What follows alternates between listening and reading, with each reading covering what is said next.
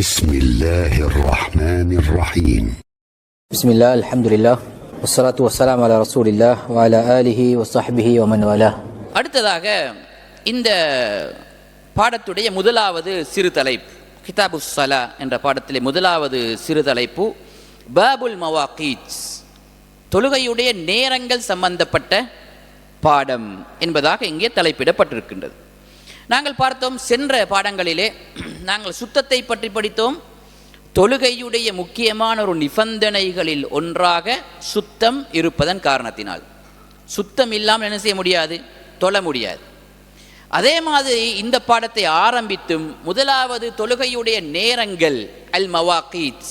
மவாகீத் என்றால் வக்த் என்றால் நேரம், மவாகீத் என்றால் நேரங்கள். சுபஹுடைய நேரம் எது, துஹருடைய நேரம் எது, இப்போ எங்களுக்கு தெரியும், எல்லாம் எங்களுக்கு டைம் டேபிளில் போடப்பட்டு தரப்பட்டிருக்கின்றது. நேரத்துக்கு நேரம் அந்த நேரத்தை அறிவிப்பதற்காக வேண்டி அல்லாஹ்வுடைய அழைப்பாளர் முஅத்தின்கள் பள்ளி வாயில்களை நியமிக்கப்பட்டு அவர்கள் எங்களுக்கு நேரத்தை உணர்த்துகின்றார்கள். என்றாலும் நாங்கள் ஒரு பாடம் என்ற அடிப்படையிலே, இஸ்லாமிய கல்வி என்ற அடிப்படையிலே நாங்கள் அந்த நேரம் ரசூலுல்லாஹி ஸல்லல்லாஹு அலைஹி வஸல்லம் அவர்கள் இதே மாதிரி தொழுதிருக்கின்றார்கள் என்பதை நாங்கள் அறிந்து கொள்ள வேண்டும். நாங்கள் தொழக்கூடிய இதே நேரத்தில் தான் ரசூலுல்லாஹி ஸல்லல்லாஹு அலைஹி வஸல்லம் அவர்களும் சுபஹ தொழுகையை தொழுதிருக்கின்றார்கள். எப்படி நாங்கள் தற்பொழுது அறியப்பட்ட நேரம் குறிக்கப்பட்டது என்ற வரலாற்றை பின்வரக்கூடிய ஹதீஸ்கள் மூலமாக நாங்கள் தெரிந்து கொள்ளலாம்.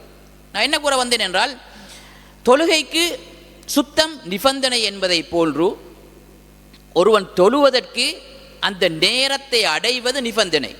நேரத்தை அடையாமல் அவனுக்கு தொழ முடியாது. இப்போ ஒரு ஆளுக்கு பயணம் போகணும், அவசரமாக ஒரு 10 மணிக்கு அதில் 11 மணிக்கு பயணம் போகணும். பஸ்ஸில் ஏறினால் நைட்டுக்கு தான் போய் இறங்குவார் என்பதற்காக வேண்டி அவருக்கு லுகர் தொழுகையை முன்கூட்டி 11 மணிக்கு என்ன செய்ய முடியாது, தொழுது விட்டு செல்ல முடியாது. ஏனென்றால் அவர் நேரத்தை அடைவது ஒரு நிபந்தனை, நிபந்தனையை அடையாமல் ஒரு விடயத்தை செய்ய முடியாது. அதனால் அந்த தலைப்புத்தான் இங்கே போடப்பட்டிருக்கின்றது. இந்த பாடத்திலே போடப்பட்டிருக்கக்கூடிய முதலாவது ஹதீஸ் அன் அபி அம்ரின் ஷைபானி வஸ்முஹு சஅத் இப்னு இயாஸ் قال, இவர் சஅத் இப்னு இயாஸ் என்று சொல்லப்படக்கூடியவர் ஒரு தாபிஇ, ஒரு சஹாபி அல்ல. இவர் ஒரு தாபியாக இருந்தாலும் கூட ரசூலுல்லாஹி ஸல்லல்லாஹு அலைஹி வஸல்லம் அவருடைய காலத்திலேயே வாழ்ந்தவர். என்றாலும் ரசூலுல்லாஹி ஸல்லல்லாஹு அலைஹி வஸல்லம் அவர்களை அவரால் சந்திக்க முடியவில்லை. சஹாபி என்பதற்கான வரைவிலக்கணம் இஸ்லாமிய கல்வியிலே, ஒரு மனிதர் ரசூலுல்லாஹி ஸல்லல்லாஹு அலைஹி வஸல்லம் அவர்களை முஃமினாக சந்தித்திருக்க வேண்டும். அவரை அல்லாஹ்வுடைய இறுதி தூதர் என்று ஏற்றுக்கொண்டு இஸ்லாத்திலே நுழைந்தவராக சந்தித்து இஸ்லாத்திலேயே அவர் மரணித்திருந்தால் அவருக்கு சஹாபி என்று சொல்லப்படும். ஏனென்றால் சஹாபி என்ற வார்த்தையுடன் பல முக்கியமான விடயங்கள் இஸ்லாத்திலே தொடர்பு பட்டு கொண்டிருக்கின்றன. அதனால் ஒரு சஹாபி என்று சொன்னால் ரசூலுல்லாஹி ஸல்லல்லாஹு அலைஹி வஸல்லம் அவர்களை முஃமின் கொண்ட ஈமான் கொண்டவராக அவரை சந்தித்திருக்க வேண்டும். நேரடியாக சந்தித்து இஸ்லாத்திலேயே மரணிக்க வேண்டும். அரபியிலே சொல்வார்கள், மன் ரஅன் நபிய ஸல்லல்லாஹு அலைஹி வஸல்லம் முஃமினன் பிஹி வ மாத அலல் இஸ்லாம் என்று சொல்வார்கள். ஆனால் இந்த சஅத் இப்னு இயாஸ் இவர் ஈராக்கை சேர்ந்தவர், கூஃபாவை சேர்ந்தவர். இவர் ரசூலுல்லாஹி ஸல்லல்லாஹு அலைஹி வஸல்லம் அவருடைய காலத்திலே வாழ்ந்தாலும் கூட நபி அவர்களை அவருக்கு சந்திக்க முடியவில்லை. ஆனால் சுமார் 120 வருடங்களுக்கு மேல் இவர் உயிர் வாழ்ந்திருக்கின்றார். ஒரு நீண்ட காலம் வாழ்ந்த ஒரு மனிதர். கூறுகின்றார், கால ஹத்தஸனி ஸாஹிபு ஹாதிஹி தார், ஒரு வீட்டை காட்டி, கூஃபாவில் இருக்கக்கூடிய ஒரு வீட்டை காட்டி குறிப்பிடுகின்றார், இந்த வீட்டுடைய சொந்தக்காரர் எனக்கு அறிவித்தார். அந்த வீடு யாருக்கு சொந்தமாக இருந்தது என்று சொன்னால் அப்துல்லாஹ் இப்னு மஸ்ஊத் என்று சொல்லப்படக்கூடிய ஒரு பிரபலமான ஒரு சஹாபி அப்துல்லாஹ் இப்னு மஸ்ஊத் ரலியல்லாஹு தஆலா அன்ஹு அவர்கள் கூஃபாவிலே கடைசி காலத்திலே வாழ்ந்தவர்கள். ரசூலுல்லாஹி ஸல்லல்லாஹு அலைஹி வஸல்லம் அவருடைய மரணத்தின் பின்னால் சஹாபாக்கள் இஸ்லாத்தை எத்தி வைப்பதற்காக வேண்டி பல இடங்களுக்கு சென்று அங்கே என்ன செய்தார்கள், அவர்கள் குடியமர்ந்தார்கள். குடியமர்ந்து இஸ்லாத்தை அந்த ஒவ்வொரு நாட்டு மக்களுக்கும் அவர்கள் என்ன கற்றுக் கொடுத்தார்கள். அதில் அப்துல்லாஹ் இப்னு அப்பாஸ் அவர்கள் தாயிஃபுக்கு சென்றிருந்தார்கள். அனஸ் ரலியல்லாஹு தஆலா அன்ஹு அவர்கள் பஸ்ராவிலே இருந்தார்கள். அவர்களுடைய அனைத்து குடும்பமும் பஸ்ராவிலேயே தான் என்ன செய்தது, வாழ்ந்தது. மதீனாவில் ரசூலுல்லாஹி ஸல்லல்லாஹு அலைஹி வஸல்லம் அவர்களுக்கு ஹித்மத் செய்து கொண்டிருந்தவர்கள். அதே போன்று அப்துல்லாஹ் இப்னு மஸ்ஊத் ரலியல்லாஹு தஆலா அன்ஹு அவர்கள் தான் கூஃபாவுடைய இஸ்லாமிய மார்க்க கல்வியுடைய வித்து. அப்துல்லாஹ் இப்னு மஸ்ஊத் ரலியல்லாஹு தஆலா அன்ஹு அவர்கள், அவருடைய மாணவர்கள் தான் அனைத்து கூஃபாவை சேர்ந்த தாபியீன்களும் அப்துல்லாஹ் இப்னு மஸ்ஊத் ரலியல்லாஹு தஆலா அன்ஹு அவருடைய மாணவர்கள். அப்படி ஒருவர் தான் இந்த சஅத் இப்னு இயாஸ் என்று சொல்லப்படக்கூடியவர் கூறுகின்றார், இந்த வீட்டை காட்டி அப்துல்லாஹ் இப்னு மஸ்ஊத் ரலியல்லாஹு தஆலா ஒரு வீட்டை காட்டி இந்த வீட்டை உடையவர் வ அஷார பியதிஹி இலா தாரி அப்துல்லாஹ் இப்னு மஸ்ஊத் காட்டி கூறுகின்றார், قال سألت النبي صلى الله عليه وسلم أي العمل أحب إلى الله.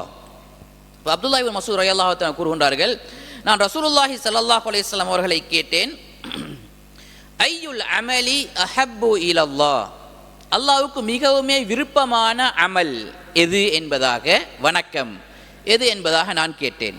கால சொன்னார்கள், அஸ்ஸலாத்து அலா வக்திஹா, நேரத்திற்கு தொழுவது. தொழுகை என்று சொல்லவில்லை, என்ன சொன்னார்கள்?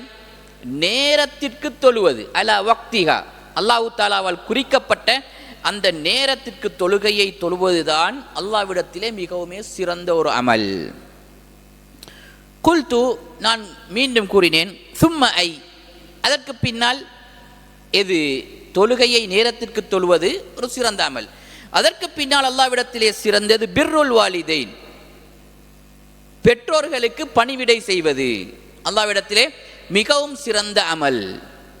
குல்து சும்ம ஐ, அதற்கு பின்னால் சிறந்தது எது என்பதாக நான் கேட்டேன். கால அல் ஜிஹாது ஃபீ சபீலில்லாஹ், அல்லாஹ்வுடைய பாதையிலே அறப்போர் புரிவது, ஜிஹாத் என்பதாக ரசூலுல்லாஹி ஸல்லல்லாஹு அலைஹி வஸல்லம் அவர்கள் சொன்னார்கள். இந்த ஹதீஸிலே எங்களுக்கு இருக்கக்கூடிய இந்த பாடம் சம்பந்தமான விளக்கம், நேரத்திற்கு தொழுவது அல்லாஹ்விடத்திலே மிகவும் விருப்பமான அமல்களில் முதலாவது அமலாக அல்லாஹ் தஆலாவுடைய தூதர் ரசூலுல்லாஹி ஸல்லல்லாஹு அலைஹி வஸல்லம் அவர்கள் இங்கே இந்த ஹதீஸிலே குறிப்பிட்டிருக்கின்றார்கள். அல்லாஹ் தஆலா இந்த நேரத்துக்கு தொழுவதை பற்றி குர்ஆனிலும் சொல்லக்கூடிய வார்த்தை உங்கள் அனைவருக்கும் தெரியும். இன்ன ஸலாத்த கானத் அலல் முஃமினீன கிதாபன் மௌகூதா, தொழுகையை பொறுத்தவரையிலே முஸ்லிம்களுக்கு எவ்வாறு கடமையாக்கப்பட்டிருக்கின்றது என்று சொன்னால், கிதாபன் கடமையாக, மௌகூதா நேரம் குறிக்கப்பட்ட கடமையாக தொழுகை ஆக்கப்பட்டிருக்கின்றது என்பதாக அல்லாஹ் தஆலா சூரத்து அன்-நிசாவிலே 103வது வசனத்திலே அல்லாஹ் தஆலா குறிப்பிடுகின்றான். இந்த 103வது வசனத்துடைய பிற்பகுதி தான் இது. 103வது வசனத்துடைய அரைவாசி அல்லது அரைவாசிக்கும் குறைவான ஒரு கடைசி பகுதி தான் இன்ன ஸலாத்த கானத் அலல் முஃமினீன கிதாபன் மௌகூதா, தொழுகையை பொறுத்தவரையிலே மூமின்களுக்கு அது நேரம் குறிக்கப்பட்ட கடமையாக ஆக்கப்பட்டிருக்கின்றது என்ற வார்த்தை சூரத்து நிசாவுடைய 103வது வசனத்துடைய கடைசி பகுதி. அப்படி என்றால் சூரத்து நிசாவுடைய 102வது வசனம் முக்கியமான ஒரு விடயத்தை பற்றி பேசுகின்றது. அந்த வசனத்துடைய மிகுதி 103வது வசனத்திலே அல்லாஹ் தஆலா பேசி முடித்து விட்டுத்தான் இதை குறிப்பிடுகின்றான். அது என்ன வசனம் என்று சொன்னால், சூரத்து நிசாவுடைய 102வது வசனத்திலே அல்லாஹ் தஆலா ஸலாத்துல் ஹவுஃப், பயப்படக்கூடிய நேரங்களில் நாங்கள் எவ்வாறு தொழுவது, பயம் இருக்கக்கூடிய நேரம். என்ன பயம்? அதாவது சாதாரண பயம் கிடையாது. எதிரிகளுடைய படை ஒரு நாட்டை தாக்க வந்தால், முஸ்லிம்களுடைய நாட்டை தாக்க வந்தால், முஸ்லிம்களுக்கும் எதிரிகளுக்கும் இடையிலே யுத்தம் நடைபெறும் பொழுது மிகவும் ஒரு பெரிய ஒரு பயம் இருக்கும். எந்த நேரத்தில் அம்பு வந்து படும் என்று தெரியாது, எந்த நேரத்தில் படை எடுத்து வந்து தாக்குவார்கள் என்று தெரியாது. அப்படிப்பட்ட நேரத்திலும் சிலர் ஆரம்ப காலத்திலே, இஸ்லாத்துடைய ஆரம்ப காலத்திலே எப்படி இருந்தது அப்படிப்பட்ட நேரத்திலே சில வேளை தொழுகை பிற்படுத்தப்பட்டு தொழப்படக்கூடிய சந்தர்ப்பங்கள் ஏற்பட்டிருக்கலாம். ஆனால் இந்த வசனம் இறக்கப்பட்ட நாளிலிருந்து ஒரு மனிதன் எப்படிப்பட்ட நிலையிலும் தொழுகையை பிற்படுத்த முடியாது என்ற ஒரு தீர்க்கமான முடிவுக்கு இஸ்லாமிய உம்மத் தள்ளப்பட்டது. அல்லாஹ் என்ன கூறுகின்றான் 102வது வசனத்திலே, உங்களுக்கு எதிரிப்படைகள் தாக்க வந்தால் நீங்கள் 2 குழுக்களாக பிரிந்து ஒரே இமாமுக்கு கீழ் நீங்கள் தொழுங்கள். இமாம் தொழுகையை நடத்துவார். ஒரு குரூப் என்ன செய்யும், இமாமுடன் தொழுகை நடக்கும் அரவாசி தொழுகை வரைக்கும். இமாம் அரவாசி தொழுது முடிந்ததன் பின்னால் அந்த குரூப் அவசரமாக அவருடைய தொழுகையை முடித்துவிட்டு என்ன செய்வார்கள், சென்று விடுவார்கள். இன்னொரு குழு அதே ஜமாத்திலே சேர்ந்து தொழும். இது ஒரு நீண்ட சட்டத்தை உடைய தொழுகை முறை, ஸலாத்துல் ஹவுஃப் என்று சொல்வார்கள், பயத்தின் பொழுது தொழக்கூடிய தொழுகை. அப்படியும் இமாமுடன் தொழ முடியாவிட்டால் அவர்கள் குதிரையிலே யுத்தம் செய்தவாறு தொழ வேண்டும். அவர்கள் யுத்தத்திலே எந்த நிலையிலே ஈடுபட்டு கொண்டிருக்கின்றார்களோ அந்த நிலையிலே தொழுகையுடைய நேரத்தை பிற்படுத்தாமல் தொழ வேண்டும் என்பதுதான் யுத்த களத்திலும் கூட தொழுகையுடைய சட்டமாக இருக்கின்றது. அப்போ இதை அல்லாஹ் தஆலா 102வது வசனத்திலே சொல்லிவிட்டு சொல்கின்றான், ஃபைதா கலைத்துமுஸ் ஸலாத, நீங்கள் அவ்வாறு தொழுது முடிந்துவிட்டால் ஃபத்குருல்லாஹ கியாமன் வ குஊதன் வ அலா ஜுனூபிக்கும், நீங்கள் நின்று கொண்டு அமர்ந்து கொண்டு அல்லாஹ்வை நீங்கள் திக்ரு செய்வதிலே நீங்கள் தொடர்ந்து இருங்கள் என்று கூறிவிட்டுத்தான் ஃபஅகீமுஸ் ஸலா, இவ்வாறு நீங்கள் தொழுகையை நிலைநாட்ட வேண்டும். இன்ன ஸலாத கானத் அலல் முஃமினீன கிதாபன் மவ்கூதா என்பதாக அல்லாஹ் தஆலா குறிப்பிட்டு காட்டுகின்றான். இப்போ எங்களுக்கு பின்னால் ஹதீஸ்கள் வரும். ரசூல் ஸல்லல்லாஹு அலைஹி வஸல்லம் அவர்கள் சில தொழுகைகளை பிற்படுத்துவதற்கு நிர்பந்திக்கப்பட்டார்கள்.